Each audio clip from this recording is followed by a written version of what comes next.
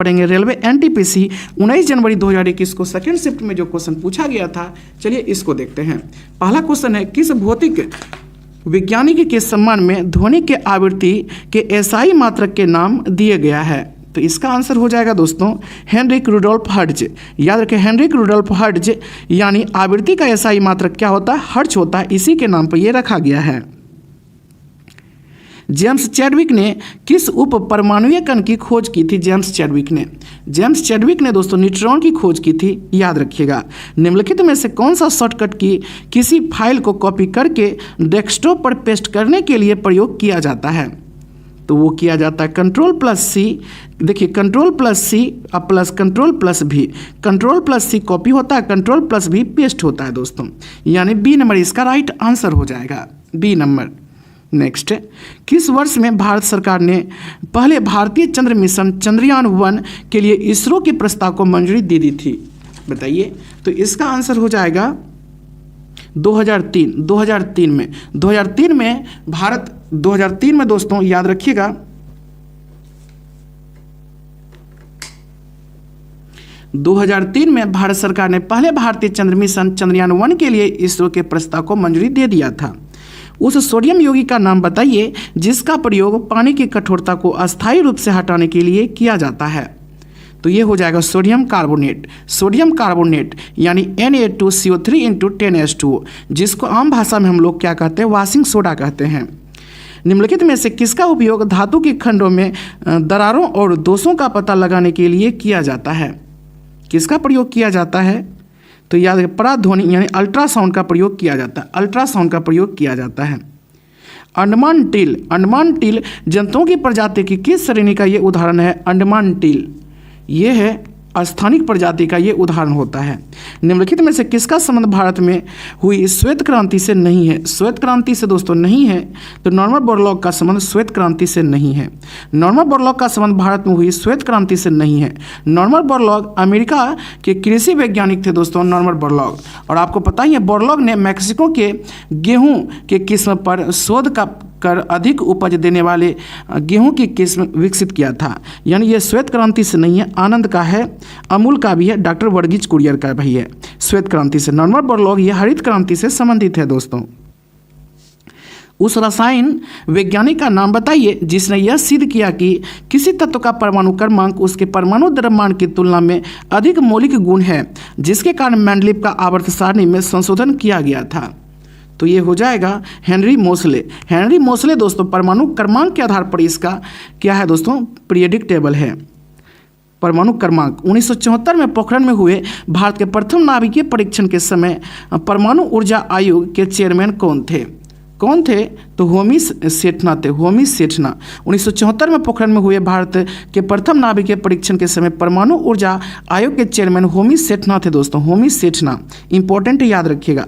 निम्नलिखित में से कौन सा एक ऑडियो फाइल का एक्सटेंशन है?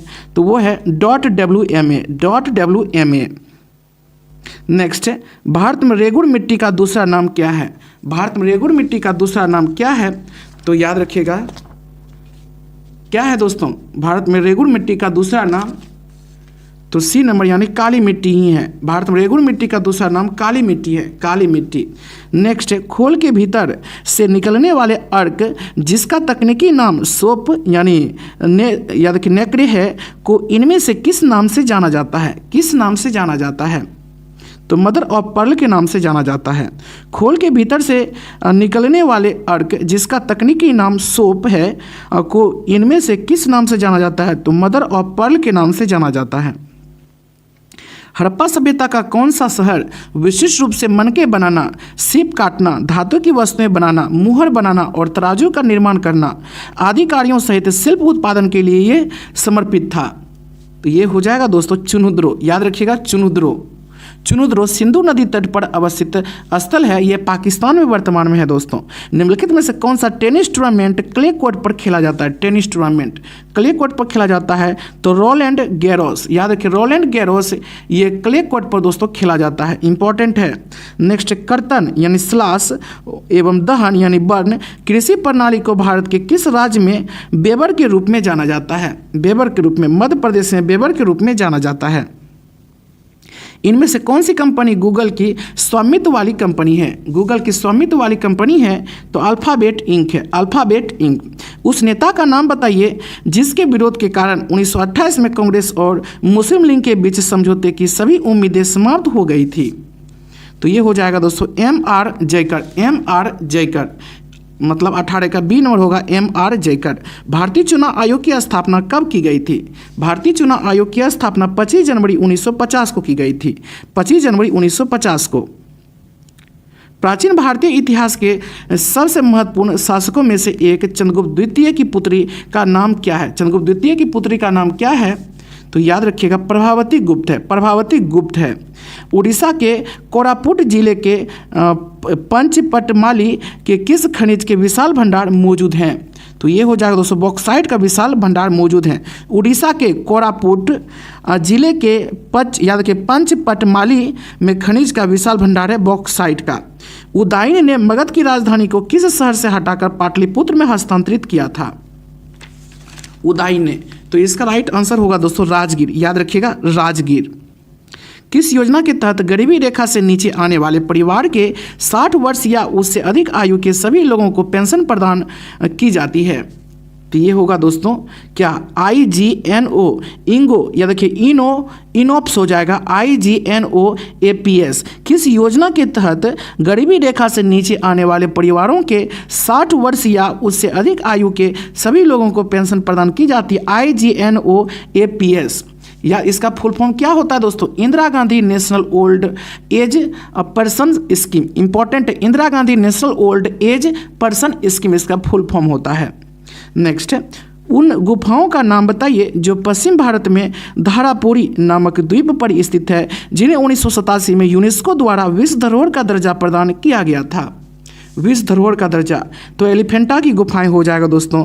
1987 में यूनेस्को द्वारा विश्व धरोहर का दर्जा प्रदान किया गया था एलिफेंटा गुफा को। नेक्स्ट है, कौन सा भारतीय हवाई अड्डा दुनिया का प्रथम हवाई अड्डा है जो पूर्ण तौर पर सौर ऊर्जा से संचालित है? पूर्ण तौर पर, तो ये हो जाएगा कोचीन अंतर्राष्ट्रीय हवाई अड्डा, कोचीन अंतर्राष्ट्रीय हवाई अड्डा। उस भारतीय शास्त्रीय नृत्य शैली का नाम बताइए जिसके संबंध में मान्यता है कि भगवान ब्रह्मा ने भरत नामक एक प्रसिद्ध मुनि को इसका ज्ञान कराया था, जिन्होंने बाद में इस पवित्र नृत्य को नाट्य शास्त्र नामक संस्कृत ग्रंथ में वर्णित किया। ये तो आप लोग जानते ही हैं दोस्तों, तो भारतनाट्यम, भारतनाट्यम।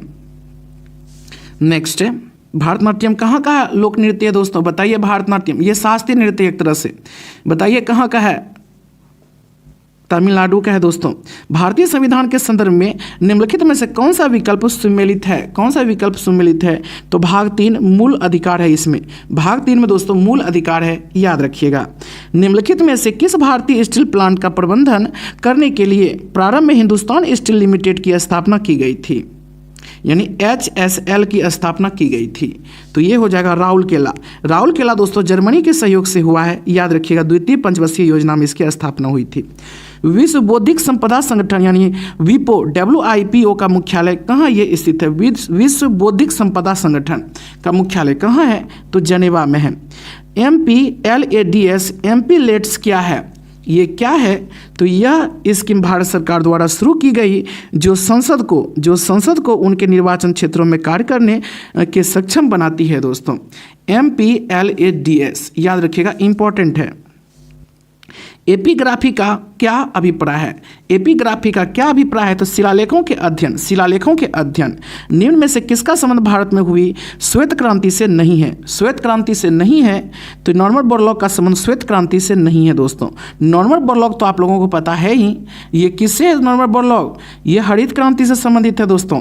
और नॉर्मन बोरलॉग का संबंध भारत में नहीं है, ये कहाँ का? अमेरिका के कृषि वैज्ञानिक थे ये, आनंद, अमूल, डॉक्टर वर्गीज कुरियर। ये श्वेत क्रांति से संबंधित है। ये रिपीट क्वेश्चन है। इनमें से किसने भारत के वित्त मंत्री का पद नहीं संभाला है? ऑप्शन के अनुसार बताइए। तो V.K. कृष्णा मेनन दोस्तों नहीं संभाला है। V.K. कृष्णा मेनन क्या है? V.K. कृष्णा मेनन ने 1962 के चीन युद्ध के कारण पद से त्यागपत्र दे दिया था दोस्तों, V.K. कृष्णा मेनन। नेक्स्ट है, अब इसका आंसर है दोस्तों। और इस सेट में क्या क्या इंपॉर्टेंट पॉइंट था जिसे आपको याद रखनी है वो देखिए। कंप्यूटर से संबंधित न्यू अगर कुछ भी डिफॉल्ट को खोलेंगे दोस्तों, Ctrl+N शॉर्टकट की को क्लिक करना।